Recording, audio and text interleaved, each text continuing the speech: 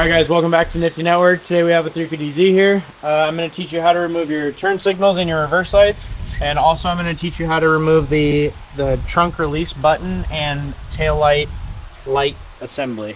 Kind of a weird one to say, but I'm going to teach you basically how to strip this rear bumper if you have aftermarket stuff or if you're changing bulbs, whatever the case may be. I'm going to teach you how to remove all that stuff.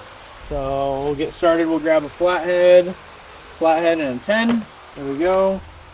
Come over here, and you're gonna see a little opening on these covers. Just put the flathead in right there, and I like to put my finger on top of it so they don't go flying, and then you lose them. And then yeah, so put your finger on top, just kind of pop it out like that.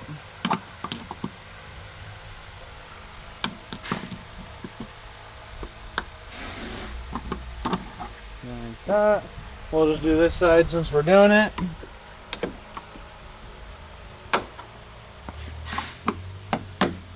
See? My finger wasn't on it and it jumped out. And then we're going to have 3 10s on each side.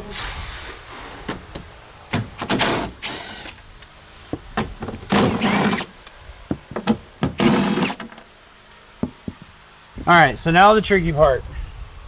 You have all 3 of your 10s out. And what I like to do is I'll wiggle it right here to see if those tabs, yeah, the tabs have already been broken. So I'll show you the tabs that you don't want to break. It's that one and that one. The way that you do that normally is I'll get it loose right there and I'll put my finger there, and then I'll get to the front. Normally if the tabs are still there, it's holding in a little different. But you go like this and you just walk that out sideways. And that will release. And then you got your 2 plugs back here. Put that flathead in there. And there's one. Let's see if this side's broken. Yeah, I can tell you it's broken already just by loosening that. Oh, that's unfortunate, but it is what it is. Oh, it looks like, okay, so one of them might not be broken. The front one is for sure broken. The middle one is not. So just put your finger there, get some resistance on it, and go to the front and just kind of wiggle it forward. Or not forward, sideways, I'm sorry.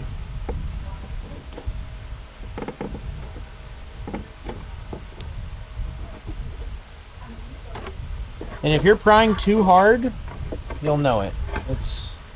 They're just little tabs. You don't want to break them, but they break very easily.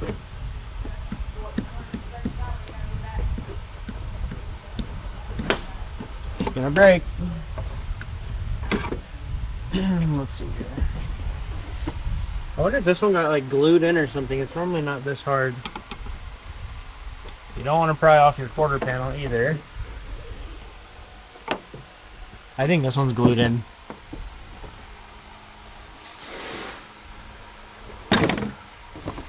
Nope, it was just very, very strong. So there's that tab that you don't want to break. There's the front one that is broken. And say that your 2 tabs are broken, or you buy a set that are broken. It's not the end of the world. Those 10s will still keep it in. You won't notice any like gapping issues or anything like that. It's just nice to see a tab on there. We'll get all the bolts out of here. There's one there. And these are 10 millimeters, by the way. There's one there. There's gonna be one up here. And if you have, let me grab my wobbly 10 millimeter extension.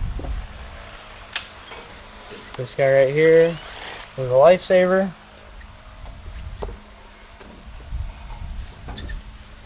So it's kind of hard to see, but the location of it. Oh, okay, so this tab is bent up. I can feel it. Normally it's flat, and this one is bent up like this. So, okay, I might be able to get my side ratchet in there.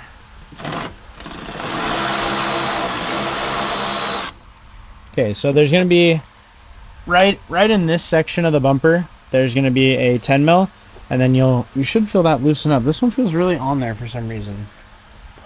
I have no idea why it's that tight. Okay, so once you get that 10 mil out of there, you're just gonna want to release the bumper a little bit, just like that. And this guy's running bigger tires, so that's why this tab is bent up. Normally it's not like that. So normally it sits like that. So once we do that, feel down here, there's gonna be a 10 mil. It was not on this car, but the 10 mil location is right there. You can kind of see the hole. And we'll go to the other side. Actually, we'll do the center first. There's 2 plastic clips under here. So you're gonna see a clip here, like that. Pop that loose, and then there's gonna be the same clip right here. So pop that loose, and that will free this bumper up like that. And then this side also has a 10 mil on the bottom that goes up, but it's missing. Okay, and then this one over here is actually in the right spot. So get your wobbly with a 10 on it.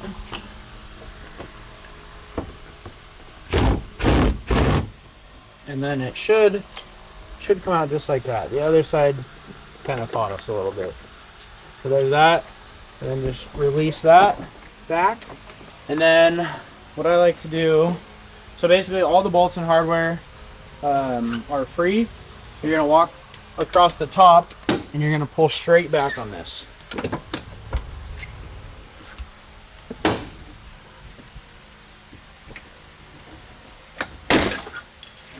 It's normal for those clips to break. These cars are very old and there's no way to get to those safely. And then right here, you're gonna put your pry tool in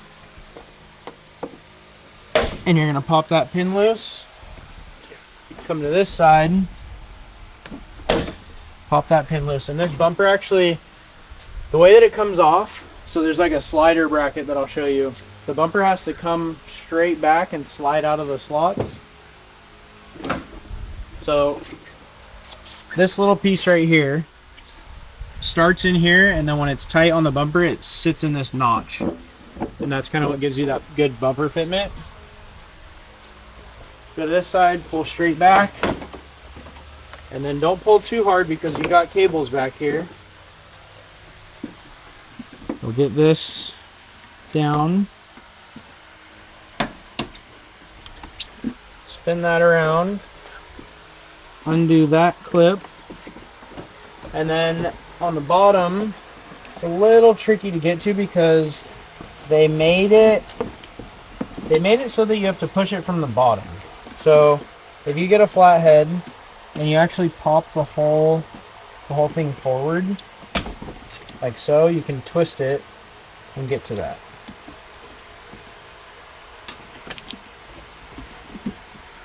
And like I said, the whole time that you're doing this, you want to make sure that you're holding the bumper up, because if you just let it fall, it'll pull these plugs out.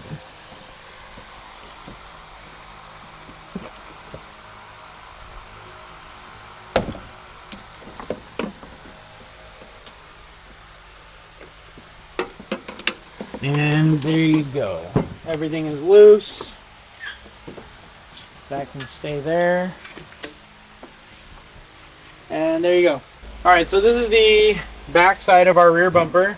This is our rear right blinker and reverse light. This is our license plate lights and our trunk open switch and our rear left blinker and reverse light. Well, all you need is a Phillips head. So there's one here. Get that off. And there's one there. That's one side. We'll just do this side too since we're doing it.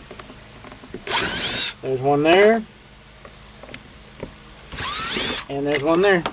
So that takes care of the reverse lights and the turn signals. And we'll move on to the trunk button and the license plate lights.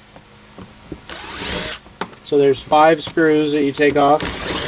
Somebody had taken this off already. There should be another one right there. So if you're watching the video and you're like, but Sheldon, you only took 4 out. I know, I'm sorry. Somebody doesn't know how to put things together. Anyways, there you go. This is out.